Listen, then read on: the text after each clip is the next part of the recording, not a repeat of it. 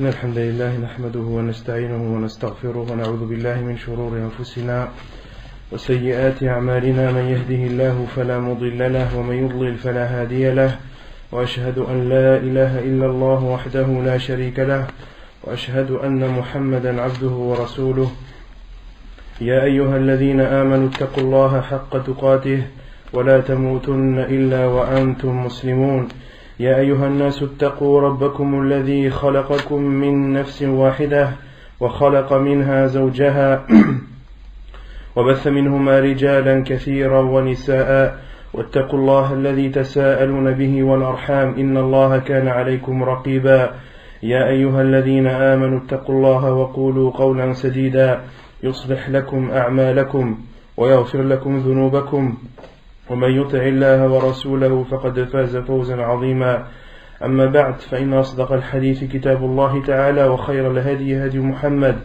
صلى الله عليه وسلم وشر الأمور محدثاتها وكل محدثة بدعة وكل بدعة ضلالة وكل ضلالة في النار. Donc nous continuons notre explication après une petite interruption du livre Al-Wajiz fi fiqh sunnati wal kitab al-aziz. Durant le cours précédent, on avait commencé par parler de ceux envers qui la prière est obligatoire. Quelles conditions avons-nous donné, quelles conditions doivent être accomplies sur une personne pour que la prière lui devienne obligatoire? Monsieur, non. Que la personne soit pubère. Non. Quelle est sa raison? Quelle est sa raison?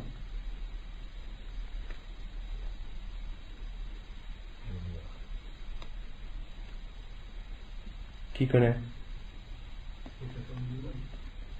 Non. Ahsant. Donc les trois conditions, la première c'est que la personne doit être musulmane. La deuxième c'est qu'elle doit avoir la raison, elle ne doit pas être folle. Et la troisième, il faut qu'elle ait atteint l'âge de la puberté. Ce sont les trois conditions qui, lorsqu'elles sont réunies chez une personne, la prière lui devient, ou la prière est pour cette personne, obligatoire. Et on avait parlé du hadith où le prophète alayhi salatu wassalam ordonnait d'ordonner aux enfants lorsqu'ils ont l'âge de 7 ans de faire la prière et de les frapper lorsqu'ils refusent à l'âge de 10 ans et de les séparer dans les lits. Et on avait dit que est-ce que c'est l'ordre du prophète alayhi salatu wassalam lorsqu'il dit muru awladakum bis salati wa hum abna'u sab'a sinin, les enfants dans ce hadith ils englobent qui? Est-ce qu'ils englobent les garçons ou est-ce qu'ils englobent que les filles ou est-ce qu'ils englobent les deux? Les deux. Non. Et on avait dit aussi qu'ordonner aux enfants la prière, cela signifiait implicitement de les frapper si on refuse. Pourquoi frapper? Ordonner aux enfants la prière à l'âge de 7 ans, déjà on dit à l'âge de 7 ans, donc à 7 ans on ne les frappe pas. Qu'est-ce que cela implique implicitement? Qu'est-ce que cela veut dire obligatoirement? L'obligation. Quand on leur ordonne la prière, on doit leur ordonner aussi quelque chose d'autre. Les ablutions. Donc ordonner aux enfants la prière, cela signifie implicitement leur ordonner de faire les ablutions. Leur ordonner de faire les ablutions. Non, parce que je dis que c'est à partir du moment où ils sont pubères, à 10 ans, l'enfant n'est pas pubère. Non, à 7 ans, il faut leur ordonner de faire la prière. Et ça, on avait dit que les savants ont dit que cet ordre est une obligation. C'est une obligation pour le père et la mère d'ordonner à leur enfant de faire la prière à l'âge de 7 ans. Même si cette prière pour cet enfant n'est pas obligatoire. Mais pour toi, en tant que tuteur de l'enfant, en tant que parent, il t'est obligatoire. Le prophète t'a ordonné d'ordonner à ton enfant de faire la prière à l'âge de 7 ans. Pour qu'il commence à s'y habituer et à se familiariser avec cette prière. D'accord? Mais c'est vrai, cette prière n'est pas obligatoire pour cet enfant. Même à l'âge de 10 ans, s'il n'a pas atteint l'âge de la puberté à l'âge de 10 ans. Et frapper, qu'est-ce qu'on avait dit dans frapper? Déjà le frapper au visage, non, c'est interdit dans tous les cas. Et c'est tapoter, c'est frapper pour effrayer, pour intimider l'enfant. D'accord? Et on avait dit aussi que certains savants ont dit il y a des cas où les enfants, le fait de les frapper ne convient pas. Il faut que le fait de les tapoter, de les frapper doucement ait un bénéfice. Il faut qu'il y ait une amélioration du cas de l'enfant et pas. Il ne faut pas que son cas devienne de plus en plus critique. D'accord?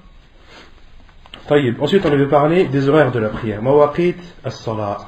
Vous avez dit que tu allais faire des recherches pour savoir c'est qui le pubère. Quand est-ce qu'on peut savoir que la personne est pubère? Wallah, akhi, qaddara ma shafa'al. J'ai carrément oublié de faire cette recherche sur l'al-baligh. Inch'Allah, note-le sur. Tu l'avais noté? Inch'Allah, la semaine prochaine, je vous donnerai la réponse sur cela. Sur la personne pubère, quand est-ce qu'une personne est considérée pubère? Quels sont les signes qui permettent à la personne de savoir si elle est pubère ou non? Inch'Allah, je ferai la recherche et la semaine prochaine, vous aurez la réponse. Ensuite, on avait parlé de mawaqit as-salah, des horaires de la prière. On avait parlé de l'heure de Dhuhr. Quelle est l'heure de Dhuhr? Khaled. C'est quoi le zawal?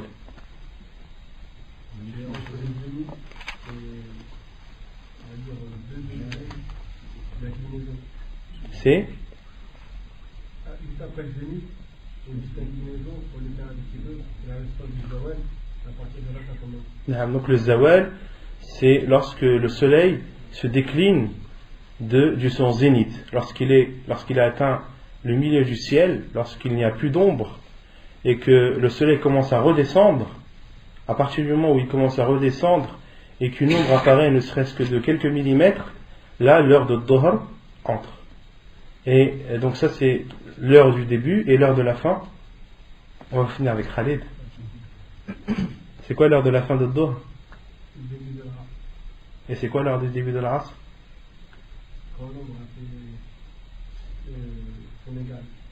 Quand l'ombre est égale à la même longueur que la chose. Quand l'ombre a la même longueur que la chose. Donc l'heure de Dhuhr commence du zénith, commence du zawal, lorsque le soleil décline du zénith, jusqu'à ce que l'ombre de la chose soit égale à cette même chose. Autrement dit, jusqu'à l'heure de l'Asr. Ensuite, on avait parlé de l'heure de l'Asr. Quelle est l'heure de l'Asr? Bachir. Quand l'ombre atteint la même. Non. Quand l'ombre de la chose est égale à la longueur de cette même chose. Jusqu'à quel double de longueur? Jusqu'à quel double de longueur? Jusqu'à ce qu'elle double de longueur. Ouais, jusqu'à ce que l'ombre de la chose est égale au double de la longueur de cette même chose. On avait donné un deuxième signe de la fin de l'Asr. Lorsque le soleil jaunit. Lorsque le soleil jaunit. Lorsque la couleur du soleil commence à devenir jaunâtre. Et cette heure, c'est l'heure de l'Asr. La deuxième heure que tu as dit. Est-ce que c'est la fin de l'Asr ou est-ce que c'est une autre heure? C'est une autre heure. C'est laquelle? On a dit que l'heure de l'Asr commence à partir du moment où l'ombre de la chose est égale à cette même chose. Donc là, c'est le début de l'Asr. Et la fin de l'Asr, c'est quoi? Jusqu'au coucher du soleil. Pourquoi je m'en parlais de lorsque l'ombre de la chose est égale au double? Après, c'est mort de Daruri. Voilà, donc waqt al-Asr, l'heure de l'Asr se divise en deux. Il y a l'heure légale et l'heure où la prière de l'Asr ne doit pas être faite sauf en cas de force majeure. Il y a al-waqt al-daruri. Donc l'heure légale de l'Asr, c'est du moment où l'ombre de la chose est égale à cette même chose jusqu'à ce que l'ombre de la chose est égale au double de cette même chose, ou bien lorsque le soleil devient jaunâtre. Ce sont deux signes qui permettent de connaître la fin de l'heure légale de l'Asr. Et ensuite, entre cette heure-là et le coucher du soleil, là c'est al-waqt al-daruri. C'est la personne ne doit faire l'Asr qu'en cas de daroura, en cas de grande nécessité. D'accord? Sinon, il est interdit de retarder l'Asr jusqu'à ce moment. Non. Tu peux me donner des cas de darouri? Les cas de darouri, il y a beaucoup de choses. Une personne qui par exemple n'a pas trouvé d'eau, d'accord, et elle sait qu'elle va avoir de l'eau à l'heure un peu avant le coucher du soleil. une personne qui se retrouve dans des embouteillages, une personne qui est coincée dans un ascenseur. Il y a des cas de grande nécessité, après on peut les énumérer par centaines. Et à partir du moment où c'est un cas de grande nécessité, que c'est une daroura, que c'est une chose qui n'arrive pas souvent, d'accord, et un cas de force majeure, là il est autorisé de faire al-asr à partir du moment où le soleil devient jaunâtre jusqu'au moment où il se couche, jusqu'à l'heure de l'Maghrib. Taïb, l'heure de l'Maghrib. Quelle est l'heure de la prière du Maghrib? Nordine. C'est à la fin, après le coucher du soleil, jusqu'à la fin du crépuscule rouge. Du coucher du soleil jusqu'à la fin jusqu'à la fin du crépuscule rouge, jusqu'à ce que le crépuscule rouge disparaisse. Pourquoi tu parles de crépuscule rouge? Il y a d'autres crépuscules? Ouais, il y a le crépuscule blanc. C'est quoi le crépuscule blanc? On a encore des lueurs blanches. Il peut durer jusqu'au premier tiers de la nuit. Non. Et c'est pas ça qu'on doit prendre en considération. Non, personne. Et le crépuscule blanc, comme on avait dit, c'est un crépuscule, c'est une lueur blanche qui apparaît dans le ciel et qui peut durer jusqu'au premier tiers de la nuit. Et l'heure de Maghrib, on ne doit pas prendre en considération ce crépuscule-là, mais le crépuscule rouge. Le crépuscule rouge, on avait dit que c'était la lueur rougeâtre, le rouge qu'il y avait lorsque le soleil se couche. Et ces lumières, en fait, les savants disent que ces lumières rouges, c'est la lumière du soleil qui est reflétée par la poussière de l'atmosphère. Et la poussière qui est contenue dans l'atmosphère, elle reflète les lueurs, la couleur rouge du soleil. En fait, le soleil il est couché, mais on voit toujours cette couleur rouge. Et cette couleur rouge, elle est reflétée par la poussière qui est présente dans l'atmosphère. Non. Et ensuite, la prière du Fajr. La prière du Isha. Waqt al-Isha.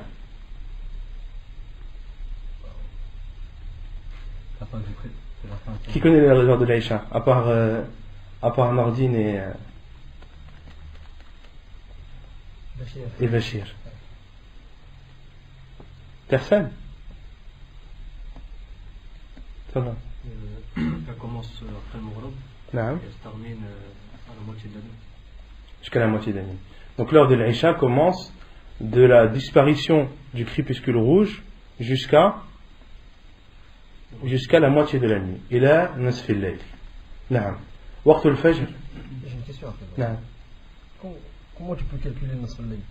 Comment tu sais que c'est nasf al-layl? Nasf al-layl, on avait déjà expliqué comment calculer. On n'avait pas expliqué? On avait dit que c'était l'heure du Maghrib, l'heure du coucher du soleil, jusqu'à l'heure du Fajr. Donc on calcule le laps de temps qu'il y a entre l'heure du Maghrib et l'heure du Fajr. Et on divise en deux. Et ensuite, ce temps que tu as divisé en deux, soit tu l'ajoutes à l'heure du Maghrib, ou soit tu le soustrais à l'heure du Fajr. Tu arriveras toujours à la moitié de la nuit.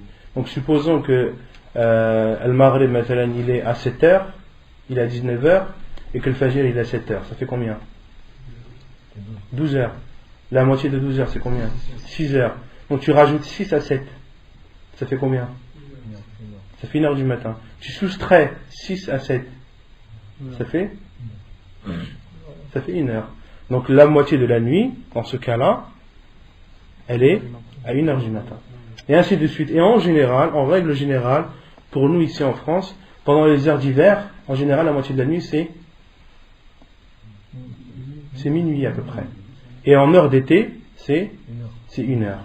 D'accord? Parce qu'il y a à peu près la même... l'heure du Maghrib et l'heure du Fajr se décalent à peu près de la même façon, ici en France. Donc on se retrouve avec la moitié de la nuit qui est à peu près toujours à la même heure. Mais à la kulli hal, la personne doit, si elle doit retarder l'Aïcha jusqu'à la moitié de la nuit, elle doit faire son calcul pour être sûre et pour calculer la moitié de la nuit avec précision. Taïb, waqt al-fajr. Non.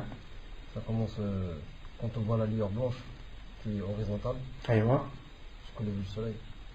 Fait que le soleil fait qu'on voit le soleil. Là. Donc on avait dit c'est de l'apparition de l'aube. Et pourquoi tu parles d'horizontale? Pourquoi tu parles de lueur horizontale?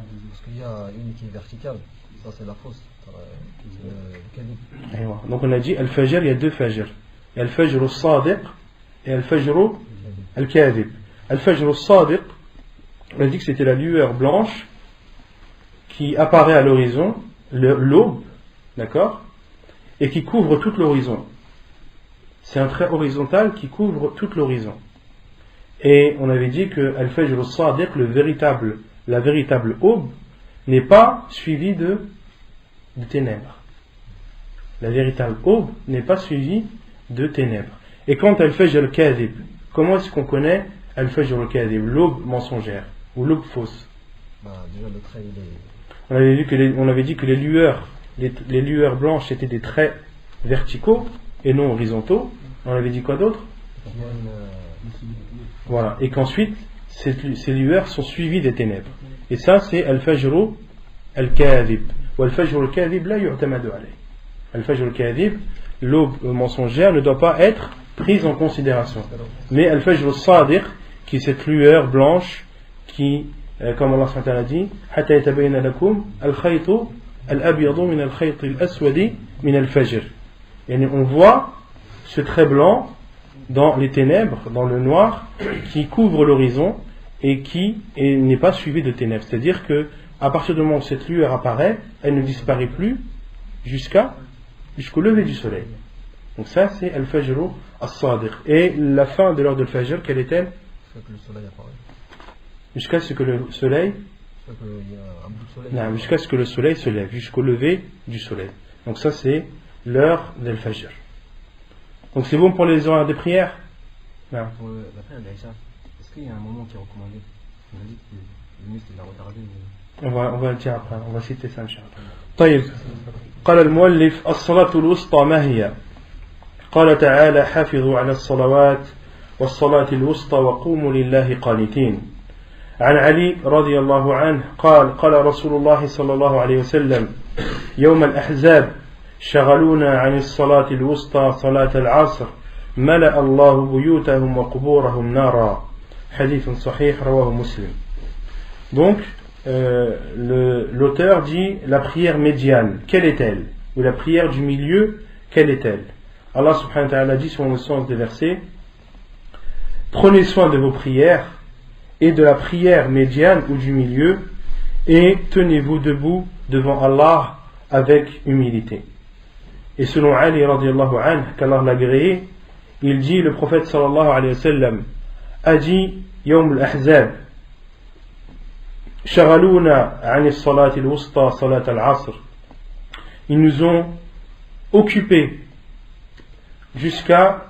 ils nous ont préoccupés de la prière médiane, de la prière du milieu, la prière de l'asr, qu'Allah remplisse leurs maisons et leurs tombes de feu. À qui le prophète sallam parle en disant cela? Non, aux mushrikin.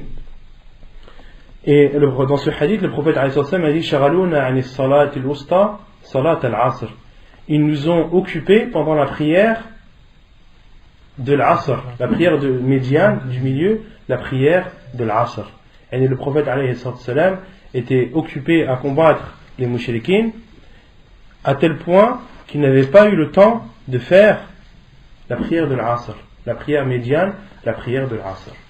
Yawm al-Ahzab, qui connaît Yawm al-Ahzab? Qu'est-ce que c'est Yawm al-Ahzab? Le jour des coalisés. Et il y a un autre nom. Ça fait Yawm al-Ahzab fait référence à une bataille qui a un autre nom. En arabe c'est comment? Al-Khandaq. Ghazwat al-Khandaq. Qui connaît comment s'est déroulée cette bataille de Al-Khandaq, la tranchée? Yawm al-Khandaq, la bataille de Al-Khandaq a eu lieu après la bataille de Uhud.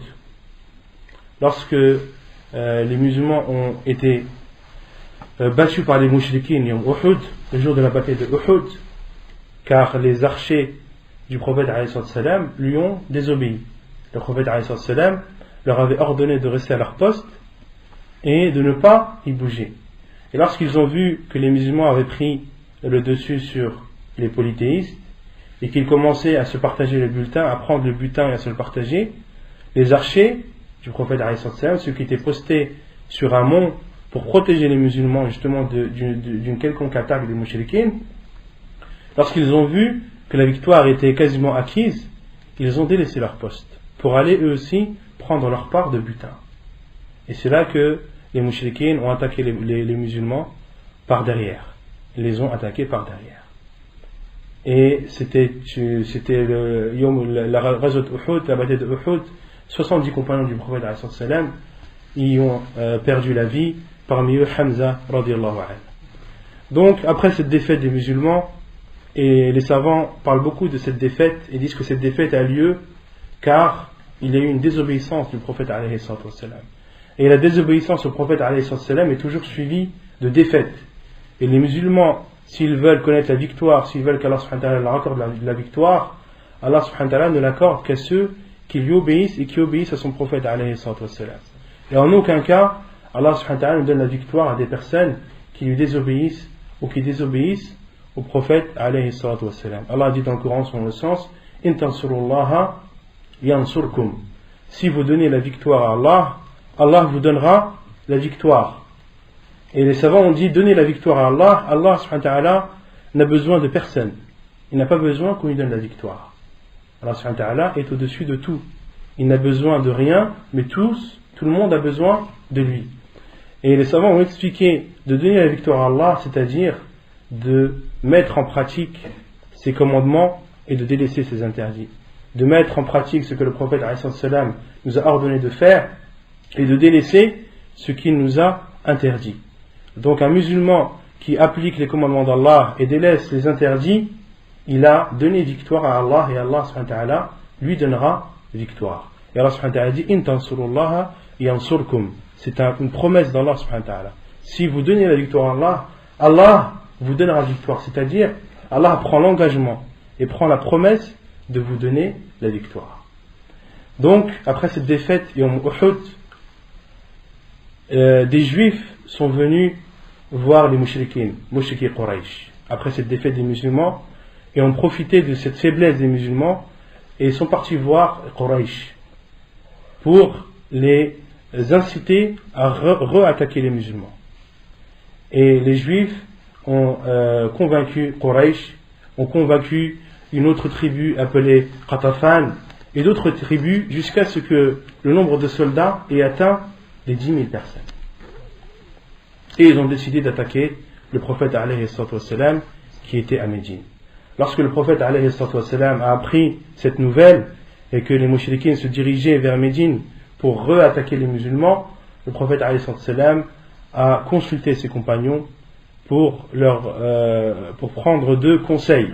Comment réagir face à cette attaque des mouchriquins qui arrive par milliers. Et des compagnons, parmi eux Salman al-Farisi radiyallahu anhu, ont conseillé au prophète alayhi salam, ils ont dit de faire une tranchée autour de Médine, de faire une grande tranchée autour de Médine pour préserver cette ville et ensuite de se poster à chaque coin de cette ville pour empêcher les mouchriquins de rentrer dans Médine. Et c'est ce que le prophète a ordonné à ses compagnons de faire. Ils ont creusé une tranchée tout autour de Médine, et beaucoup de hadiths du prophète nous montrent les miracles du prophète et la grande force qu'il avait, la grande force physique que le prophète avait. Lorsque les compagnons anhum creusaient les tranchées et qu'ils étaient bloqués par des gros rochers, ils appelaient qui? Le prophète qui venait et d'un coup de main enlevait ces gros rochers qui ne pouvaient pas être déplacés par des dizaines et des dizaines de compagnons anhum. Et dans le fait de creuser la tranchée, il y a eu beaucoup de signes de la prophétie de notre prophète alayhi salatu wassalam. Ensuite, lorsque les mouchriquins sont approchés autour de Médine, ils sont restés un mois. Ils sont restés un mois autour de Médine sans ne pouvoir attaquer les musulmans ni pouvoir s'en approcher. Et parmi eux, Amr ibn Adou ibn Abdouad a dit: il y a dans cela une ruse que les Arabes ne connaissaient pas. Et ils n'avaient jamais vu ce genre de ruse, de fait de creuser une tranchée, parce que c'était tous des cavaliers. Et les chevaux ne peuvent pas traverser de longues tranchées. Et lorsqu'ils ont vu cette tranchée, ils ont dit c'est une ruse que les Arabes n'ont jamais connue auparavant. C'est quelque chose de nouveau ça. C'est quoi cette nouvelle tactique, cette nouvelle stratégie?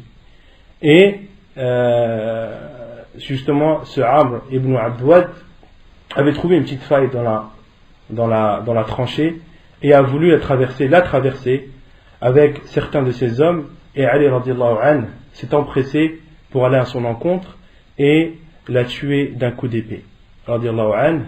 Et cela a fait beaucoup de mal aux mouchriquins, car Amr ibn Abdouad était un grand combattant des mouchriquins. Et le fait que Ali radiallahu anhu l'ait tué a fait beaucoup de mal à ces mouchriquins.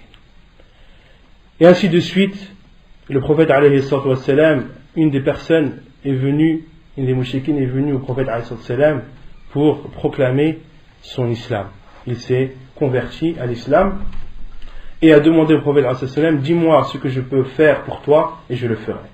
Et le prophète alayhi salatu wassalam lui a dit, tu es seul, la seule chose que tu peux faire c'est de retourner vers ces mouchriquines et de semer la zizanie entre eux. Et c'est ce qu'il a fait radiallahu anhu. Il a semé la zizanie, il est parti vers Quraysh et leur a dit que les juifs n'avaient pas l'intention de vous aider. Ainsi de suite, il est parti vers les juifs en disant que les Quraysh n'avaient pas l'intention de vous aider. Ils attendent que parmi vous des personnes meurent afin qu'ils voient comment est-ce que la bataille va avoir lieu, comment est-ce qu'elle va se passer, pour voir si réellement ils vont aider ou pas. Et en fin de compte, ils se sont tous désistés, chacun attendait l'autre, chacun attendait que l'autre attaque. Jusqu'à ce qu'Allah subhanahu wa ta'ala a envoyé un vent qui a semé la zizanie dans leur cœur et qui a expulsé les mouchriquines des alentours de Médine. En résumé, c'est la bataille de Al-Khandaq. Donc, Yawm al-Ahzab, le prophète alayhi salam a dit, ils nous ont préoccupés sur la prière médiane, la prière de l'Asr, qu'Allah remplisse leurs maisons et leurs tombes de feu. ثم قال المؤلف استحباب تقديم الظهر في أول الوقت في غير شدة الحر عن جابر بن سمرة قال كان النبي صلى الله عليه وسلم يصلي الظهر إذا ضحضت الشمس حديث صحيح رواه مسلم. Il est préférable d'avancer ou de faire un dhuhr au début de son heure lorsqu'il ne fait pas chaud. La preuve est le hadith de Jabir ibn Samura qui dit, le prophète sallallahu alayhi wa sallam priait le dhuhr lorsque le soleil commençait son déclin. Ida dahadat, c'est-à-dire lorsque ida dahadat ash-shams, c'est-à-dire lorsque le soleil commençait son déclin. Le déclin déclin de quoi? Du zénith. Lorsque le soleil commençait son déclin du zénith. Ida dahadat, lorsqu'elle commençait son déclin, c'est-à-dire au tout début de l'heure de dhuhr. Et c'est ce qui est préférable, lorsqu'il ne fait pas chaud. Pourquoi? Car l'auteur dit استحباب الإبراد بالظهر في شدة الحر عن أبي هريرة رضي الله عنه أن رسول الله صلى الله عليه وسلم قال إذا اشتد الحر فأبردوا بالصلاة فإن شدة الحر من فيح جهنم حديث متفق عليه. Il est préférable de al-ibrad, c'est-à-dire de retarder l'heure de dhuhr jusqu'à ce que le temps se rafraîchisse. Donc il est préférable de retarder l'heure de dhuhr, la prière de dhuhr, jusqu'à ce que le temps se rafraîchisse. Et ça, c'est lorsqu'il fait très chaud. La preuve est le hadith d'Abi Hurayra radiyallahu anhu qui dit que le prophète sallallahu alayhi wa sallam a dit, lorsque la chaleur est grande, فأبردوا بالصلاة, retardez la prière de dhuhr jusqu'à ce que le temps se rafraîchisse.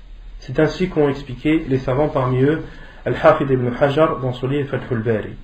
فأبردوا أي أخروا إلى أن يبرد الوقت. Donc le prophète alayhi salatu wassalam a dit, lorsque la chaleur est grande, retardez l'heure de dhuhr jusqu'à ce que le temps se rafraîchisse, فَإِنَّ شِدَّةَ الْحَرِّ مِنْ فِيحِ جَهَنَّمَ, car la grande chaleur, les hautes températures sont un souffle de l'enfer. La grande température, les grandes chaleurs proviennent du souffle de l'enfer. Proviennent du souffle de l'enfer. Min fihi jahannam. Et comment est-ce que cela provient de l'enfer? Comment on peut expliquer que la grande température, les grandes chaleurs sont un souffle de l'enfer?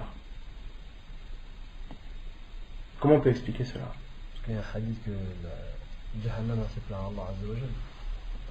Ouais, mais comment est-ce qu'on peut expliquer la relation entre l'enfer et la température? Parce que c'est la chaleur, c'est chaud. Mais pourquoi? Sous terre. Allahu a'lam, tout simplement. La réponse c'est Allahu a'lam. On va pas essayer de chercher des réponses qu'on ne connaît pas. Parce qu'il y a des personnes qui veulent une réponse à toute question. Le prophète alayhi salam dit Al-Nil wal-Furat yanbu'ani min al-Jannah. Le Nil et le Frat puisent leur source du paradis. Comment est-ce que le Nil et le Frat puisent leur source du paradis? Allahu a'lam. Le prophète sallallahu alayhi wa sallam nous en a informé. Comment? Allahu a'lam. On ne sait pas. Mais le prophète sallallahu alayhi wa sallam, le fait de croire en lui, c'est de croire en ce qu'il nous rapporte, de croire au fait qu'il a rapporté. Le prophète sallallahu alayhi wa sallam nous a dit le Nil et le Frat puisent leur source du paradis. Le musulman se doit de croire que le Nil et le Frat puisent leur source du paradis, sans savoir pourquoi. On n'est pas obligé de savoir pourquoi, ni comment. Et c'est pareil, la grande température provient d'un souffle de Jahannam, de l'enfer. Comment? Allahu a'lam. Le prophète sallallahu alayhi wa sallam nous en a informé, on sait que c'est la vérité, le comment, Allahu a'lam. استحباب التبكير بالعصر عن أنس رضي الله عنه أن رسول الله صلى الله عليه وسلم كان يصلي العصر والشمس مرتفعة حية فيذهب الذاهب إلى العوالي فيأتي العوالي والشمس مرتفعة حديث صحيح متفق عليه. Il est préférable de faire al-Asr au début de son heure également. Il est préférable de faire al-Asr au début de son heure également. La preuve est le hadith de Anas radiyallahu anhu qui dit que le prophète sallallahu alayhi wa sallam priait al-Asr lorsque le soleil était élevé et vivant.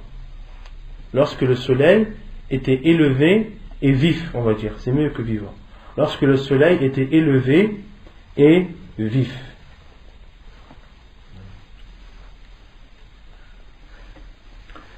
Et فَيَذْهَبُ الذَّاهِبُ إِلَى الْعَوَالِ.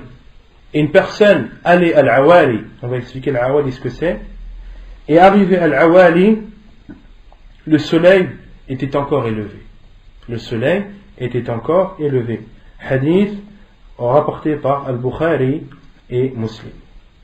Donc dans ce hadith, Anas radiallahu anhu nous informe que le prophète sallallahu alayhi wa sallam priait à l'Asr lorsque le soleil était élevé. C'est-à-dire lorsque le soleil était encore, lorsque le soleil venait juste, et lorsque l'ombre de la chose était égale à la longueur de cette même chose. Et que le soleil était encore haut dans le ciel. D'accord? Et hayyatun, vif, c'est-à-dire que le soleil avait encore sa force, avait encore sa chaleur, avait encore sa couleur. D'accord? Ne perdait pas en puissance. Donc le prophète alayhi salam faisait, autrement dit, le prophète alayhi salam faisait à l'Asr au début de son heure. D'accord? Et quelle est la preuve qu'il faisait au début de son heure? La preuve, c'est que Anas radiyallahu anhu nous dit une personne allait à l'Awali. Al-Awali qui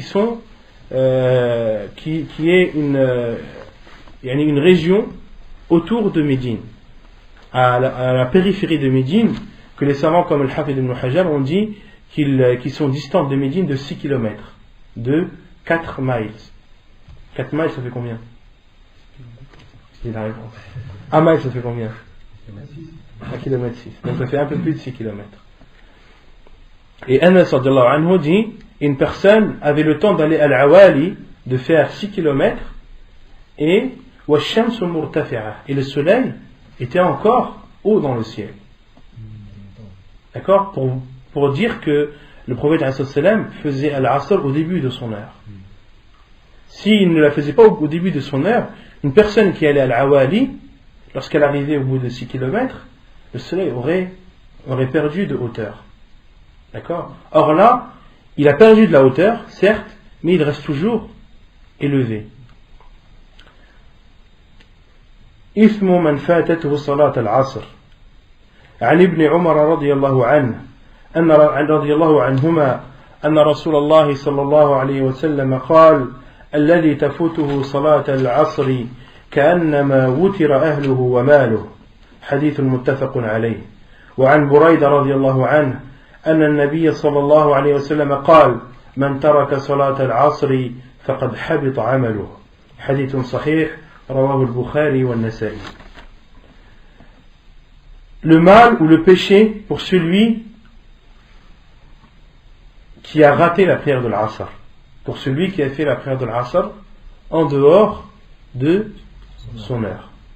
Selon Abdullah ibn Umar, qu'Allah les agréé, le prophète sallallahu alayhi wa sallam a dit: celui qui manque la prière de l'Asr, c'est comme si il avait perdu sa famille et ses biens. Hadith authentique apporté par Muslim.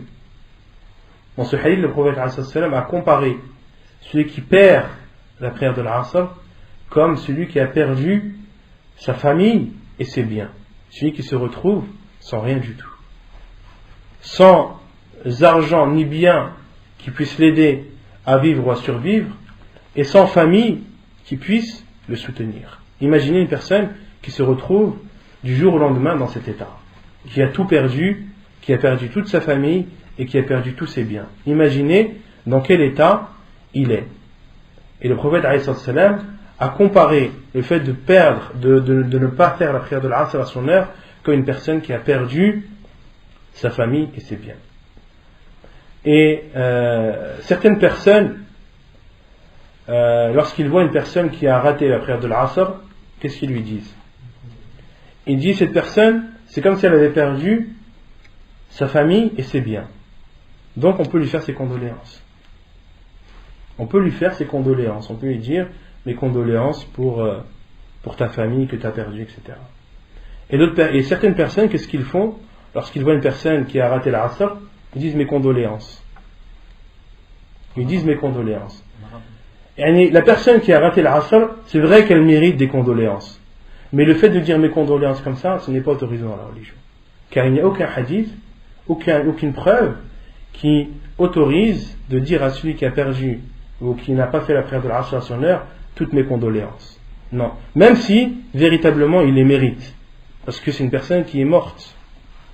C'est une personne qui est morte, qui a un cœur, qui a atteint un niveau de foi qui est tellement faible qu'il en a délaissé une prière. Arriver à délaisser une prière, c'est quelque chose de très grave. Et ce qui montre aussi la gravité de cela, c'est l'autre hadith, le hadith de Burayda, radiyallahu anhu, qui dit que le prophète sallallahu alayhi wa sallam a dit: celui qui délaisse la prière de l'Asr, ses actions sont suspendues. Celui qui délaisse la prière de l'Asr, ses actions sont suspendues. Hadith authentique apporté par Al-Bukhari et Al-Nasai. Et certains savants disent que celui qui délaisse la prière de l'Asr volontairement, fahuwa kafir. Certains savants disent cela. Il est mécréant, pourquoi? Car ses actions sont suspendues. Faqad habita amaluhu. Et les actions qui sont suspendues, qu'est-ce qui suspend les actions? Elles sont bloquées. Ces actions ne sont plus acceptées. Faqad habita amaluhu. Justement, il y a plusieurs explications de ce hadith. Parmi les explications, c'est que ces actions ne sont plus acceptées. Qu'est-ce qui fait que la personne, que ces actions ne sont plus acceptées? C'est al-kufr, c'est la mécréance.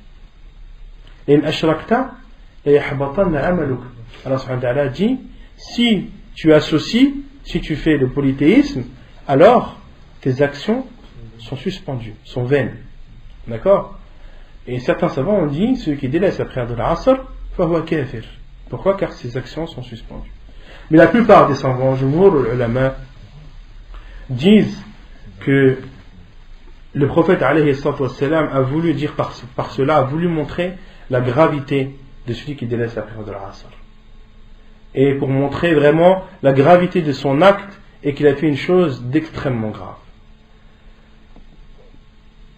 Et ça, c'est ce que la plupart des savants, jumhur ulama, ont donné comme preuve.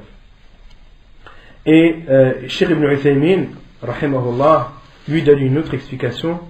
Il dit faqad habita amaluh, il dit ces actes sont suspendus, c'est-à-dire les actes de ce jour. Les actes de ce jour où la personne a délaissé la prière de l'Asr. Les actes de ce jour sont suspendus, non acceptés et vains. C'est ça que ça veut dire. Mais Jumhur ulama, et Inch'Allah c'est l'avis le plus sûr, c'est que le prophète a voulu dire par là az-zajr, a voulu montrer la gravité et a voulu montrer vraiment la gravité de celui qui délaisse la prière de l'Asr. إثم من أخرها إلى الإسفرار. عن أنس قال سمعت رسول الله صلى الله عليه وسلم يقول تلك صلاة المنافق يجلس يرقب الشمس حتى إذا كانت بين قرني الشيطان قام فنقرها أربعا لا يذكر الله إلا قليلا. حديث صحيح رواه مسلم وأبو داود والترمذي. Le péché de celui qui retarde la prière de l'Asr jusqu'à l'Isfirar. L'Isfirar, c'est le moment où le soleil devient jaunâtre, ou lorsque l'ombre de la chose est égale au double de la longueur de cette même chose. La preuve est le hadith de Anas radiyallahu anhu qui dit: j'ai entendu le prophète sallallahu alayhi wa sallam dire, c'est la prière de l'hypocrite. C'est la prière de l'hypocrite. Il s'assoit et scrute le soleil. Yajlisu yarqubu ash-shams. Il s'assoit et scrute le soleil jusqu'à ce que le soleil soit bayna qarnay shaytan. On va expliquer ce que c'est qarnay shaytan. Jusqu'à ce que le soleil soit entre les deux extrémités de la tête du diable. Il se lève, fanaqaraha. Naqaraha, c'est l'oiseau lorsqu'il picote la terre pour prendre des graines ou de la nourriture, et ça s'appelle un naqr. Et le prophète alayhi salam a comparé cette personne qui attend, qui scrute le soleil jusqu'à ce qu'il soit entre les deux extrémités de la tête du diable, c'est-à-dire jusqu'à ce qu'il s'approche du coucher, jusqu'à ce que le soleil s'apprête à se coucher, il se lève, fanaqaraha, et il picote la prière, si on peut dire comme ça, en ne se rappelant Allah que très peu. En ne se rappelant Allah que très peu. Et le prophète alayhi salam, les savants ont expliqué que le prophète sallam a comparé la prière de cette personne au picotement de l'oiseau par sa rapidité, la rapidité à laquelle il fait la prière, et surtout par la rapidité de ses prosternations. Il fait ses prosternations tellement vite que lorsqu'on le voit, on a l'impression que c'est un oiseau qui est en train de manger de la nourriture, qui est en train de piquer le sol avec son bec. Et le prophète a appelé cette prière salatul munafiq. C'est la prière de l'hypocrite. Et bayna qarnay shaytan, les savants ont donné plusieurs explications pour qarnay shaytan. Certains savants ont dit c'est la troupe du diable, lorsque le soleil est entre la troupe du diable. Et l'avis le plus sûr, et c'est ce que suit la plupart des savants, comme Al-Hafid ibn Hajar dans Fath al-Bari, c'est que lorsque le soleil s'approche du coucher, le diable se met en dessous. Le diable se met en dessous du soleil, et jusqu'à ce que le soleil se retrouve entre les deux extrémités, il se trouve au milieu et au-dessus de la tête du diable. Et les savants ont dit, car ceux qui adorent le feu se prosternent devant le soleil lors de son coucher et lors de son lever. Et Shaitan met le soleil au-dessus de sa tête pour sentir qu'il est fort et que ces personnes, ces mushrikines qui se prosternent au soleil, se prosternent devant lui, pour qu'il ait la sensation que ces mushrikines se prosternent devant lui. Et c'est pour cela qu'il est interdit aux musulmans, parmi les heures où il est déconseillé de faire la prière, c'est au lever du soleil ou au coucher du soleil. Pourquoi ? Car le soleil se lève et se couche entre les deux extrémités de la tête du diable. Voilà. استحباب تعجيل المغرب وكراهة تأخيرها. عن عقبة بن عامر رضي الله عنه أن النبي صلى الله عليه وسلم قال: لا تزال أمتي بخير أو على الفطرة ما لم يؤخر المغرب حتى تشتبك النجوم. وعن سلمة بن الأكوع رضي الله عنه أن رسول الله صلى الله عليه وسلم كان يصلي المغرب إذا غربت الشمس وتوارت بالحجاب. متفق عليه. Il est préférable de faire la prière du Maghrib au début de son heure et il est détestable de la retarder. Selon Uqba ibn Amir radiyallahu anhu, le prophète sallallahu alayhi wa sallam a dit: ma communauté ne cessera d'être dans le bien ou dans la fitra tant qu'ils ne retarderont pas la prière du Maghrib hatta tashtabika an-nujum. Hatta tashtabika an-nujum, les savants ont dit jusqu'à ce que les étoiles apparaissent et se mélangent entre elles. Jusqu'à ce que les étoiles apparaissent et par leur quantité, on a l'impression qu'elles se touchent entre elles. Et le prophète a voulu dire par là jusqu'à ce que les ténèbres ou que le ciel s'anoircisse. Parce qu'on commence à voir les étoiles lorsque la nuit tombe, lorsque le ciel devient de plus en plus sombre. Et le prophète a dit: ma communauté ne cessera d'être dans le bien tant qu'ils ne retarderont pas la prière du Maghrib jusqu'à ce qu'ils voient les étoiles par leur quantité se mélanger entre elles. Vous avez saisi? Et selon Salam ibn al-Akwa' radiyallahu anhu, qu'Allah l'a agréé, le prophète sallallahu alayhi wa sallam priait le Maghrib lorsque le soleil se couchait. Lorsque le soleil se couchait, وَتَوَارَتْ بِالْحِجَابِ, les savants ont dit هذا تفسير للجملة الأولى أي إذا غربت الشمس. Le prophète sallallahu alayhi wa sallam a dit وَتَوَارَتْ بِالْحِجَابِ, c'est-à-dire c'est un synonyme. Les savants ont dit c'est un synonyme. Et le prophète sallallahu alayhi wa sallam avait voulu expliquer par cette deuxième partie de la phrase la première qui veut dire le coucher du soleil. Et dans ce hadith, il y a un appui, un accent sur le fait que le prophète alayhi wa sallam priait le Maghrib juste après le coucher du soleil. D'où le fait qu'il est préférable d'accomplir cette prière au début de son heure. Donc on a vu qu'il était préférable de faire Ad-Dhuhr au début de son heure, sauf en temps de grande chaleur, qu'il était préférable de faire Al-Asr au début de son heure, qu'il était préférable de faire Al-Maghrib au début de son heure, et ensuite le cheikh dit Istihbabu ta'khir al-Isha, rahmakallah. Istihbabu ta'khir al-Isha ma lam takun mashaqqa. عن عائشة رضي الله عنها قالت: أعتم النبي صلى الله عليه وسلم ذات ليلة حتى ذهب عامة الليل وحتى نام أهل المسجد ثم خرج فصلى فقال إنه لوقتها لولا أن أشق على أمتي. حديث صحيح رواه مسلم. Il est préférable de retarder la prière de l'Isha tant qu'il n'y a pas en cela une contrainte. La preuve est le hadith de Aïcha radhiyallahu anha qui dit que le prophète sallallahu alayhi wa sallam a'tama, c'est-à-dire akhara al-Isha. Le prophète sallallahu alayhi wa sallam a retardé l'heure de l'Isha une nuit jusqu'à ce que une grande partie de la nuit est passée. Au point que les gens qui attendaient à la mosquée se sont endormis. Puis le prophète alayhi sallam est sorti et a dit: c'est son heure si ce n'était pas une contrainte pour ma communauté. C'est son heure, c'est-à-dire l'heure de l'Isha. C'est son heure si ce n'était une contrainte, si ce n'était pas une contrainte pour ma communauté. Et dans d'autres hadiths, il a été cité que ceux qui se sont endormis étaient les femmes et les enfants dans la mosquée, qui attendaient que le prophète alayhi salam sorte de l'Isha. Ils ont attendu jusqu'à ce que les femmes et les enfants se sont endormis.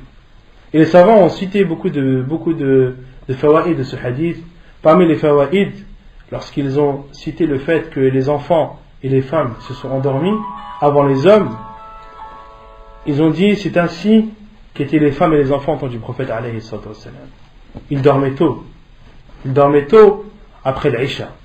Les enfants dormaient tôt car c'était des personnes de bas âge, et les femmes dormaient tôt pour se réveiller tôt le lendemain et pouvoir accomplir leur devoir de mère.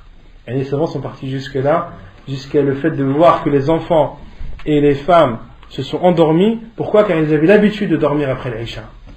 Et ce fait irrégulier, ce fait inhabituel que le prophète sorte et retarde la prière de l'Isha, les a déboussolés. Mais ils n'ont pas pu résister à la force du sommeil et se sont endormis. كراهة النوم قبلها والحديث بعدها لغير مصلحة. عن أبي برزة رضي الله عنه أن النبي صلى الله عليه وسلم أن رسول الله صلى الله عليه وسلم كان يكره النوم قبل العشاء والحديث بعدها حديث متفق عليه. Il est détestable de dormir avant, c'est-à-dire avant l'Isha, et de parler après, sauf en cas de besoin. Selon Abi Barza radiallahu anhu, qu'Allah l'a agréé, le prophète sallallahu alayhi wa sallam détestait dormir avant l'Isha et parler après. Le prophète sallallahu alayhi wa sallam détestait dormir avant l'Isha et parler après. Hadith authentique apporté par Al-Bukhari et Muslim. وعن أنس رضي الله عنه قال نظرنا النبي صلى الله عليه وسلم أي انتظرنا النبي صلى الله عليه وسلم ذات ليلة حتى كان شطر الليل يبلغه فجاء فصلى ثم خطبنا فقال ألا إن الناس قد صلوا ثم رقدوا وإنكم لم تزالوا في صلاة ما انتظرتم الصلاة حديث متفق عليه. Donc le premier hadith nous prouve que le prophète alayhi salatu wassalam détestait dormir avant la prière de l'Isha, de même qu'il détestait parler après. On a dit sauf en cas de nécessité. Quelle est la preuve qu'il est autorisé de parler en cas de nécessité après la prière de l'Isha? La preuve est le hadith de Anas, qu'Allah l'a agréé, qui dit nous avons attendu le prophète sallallahu alayhi wa sallam une nuit jusqu'à ce que la moitié de la nuit jusqu'à ce que nous allions atteindre la moitié de la nuit, jusqu'à presque atteindre la moitié de la nuit. Faja, le prophète sallallahu alayhi wa sallam est venu et a prié à l'Isha, puis il nous a exhortés et a dit les gens ont prié et se sont endormis, et vous restez en prière tant que vous attendez la prière. Et vous êtes en prière, vous persévérez dans la prière tant que vous attendez la prière. Et le fait d'attendre la prière est une prière. وَإِنَّكُمْ لَمْ تَزَالُوا فِي الصَّلَاةِ.